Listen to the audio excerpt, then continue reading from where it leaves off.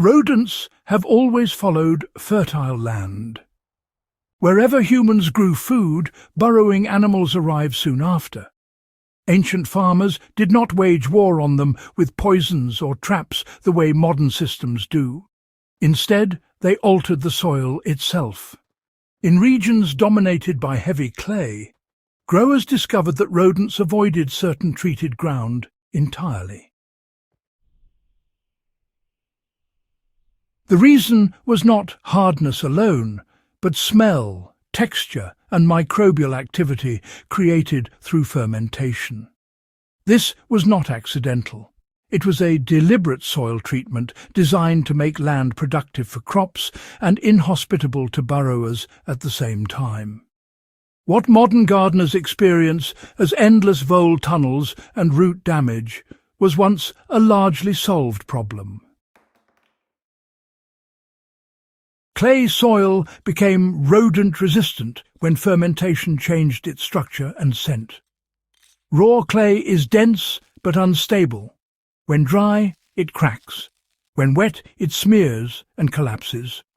Rodents exploit this inconsistency. Ancient farmers learned that fermented organic matter introduced into clay caused it to bind into stable aggregates rather than slick plates. This transformation made tunneling difficult and unpleasant. The fermentation process produced organic acids and microbial byproducts that altered both texture and odor. Rodents rely heavily on scent and vibration. Fermented clay soil dampened sound and carried unfamiliar persistent smells that animals avoided.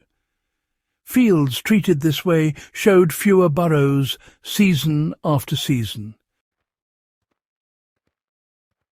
The fermentation hack worked because it fed microbes instead of animals. One critical mistake in modern soil amendment is adding fresh organic matter directly into clay. This, unfortunately, attracts rodents by providing food and soft digging zones. Ancient systems avoided this by fermenting organic inputs before soil incorporation. Once fermented, the material no longer smelled like food.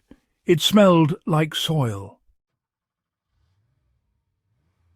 To apply this method today, organic matter, such as chopped straw leaves or plant waste, must be moistened and allowed to ferment until sour rather than sweet.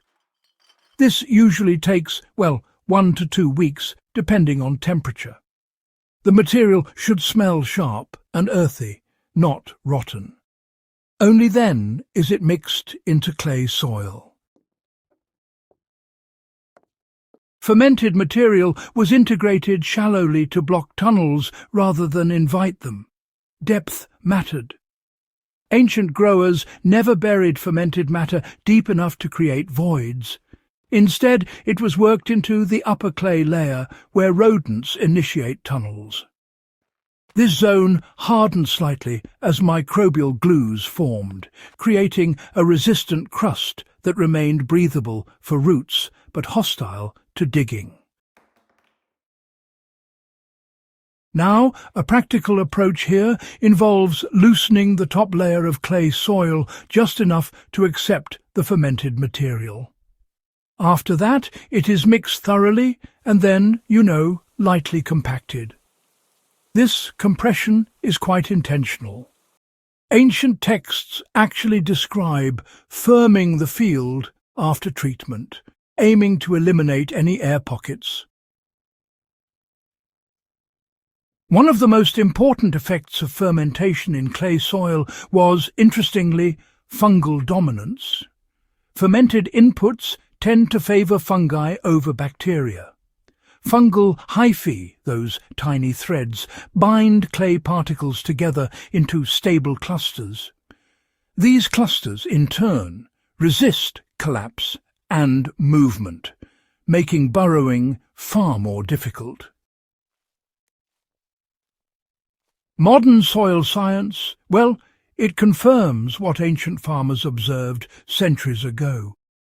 Rodents actually prefer loose, granular soil that shifts easily. Fungal-bound clay, on the other hand, resists displacement and transmits vibration rather poorly, which ends up disorienting animals underground. The method also protected roots by, well, removing the conditions rodents prefer.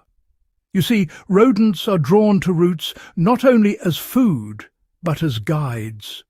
Roots growing in poorly structured clay often follow cracks and voids that rodents already use. Fermented clay soil, however, eliminates these channels. As a result, roots grow evenly through aggregates instead of following lines of weakness. This means, fewer root injuries and less attraction overall. Crops grown in treated clay fields historically showed stronger anchoring and less lodging, which is yet another indirect benefit of the method. Seasonal timing determined whether the fermentation hack succeeded or failed.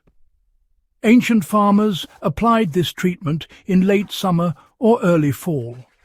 This allowed fermentation to complete before winter and microbial networks to stabilize before spring planting. Applying fermented matter too late left soil soft and incomplete, while applying it too early risked nutrient loss. So, to use this method today, fermentation should really be completed outside the field first, and then incorporated when soil moisture is, moderate. It's important to avoid working clay when it's saturated or, bone dry. Timing, in this case, truly determines structure.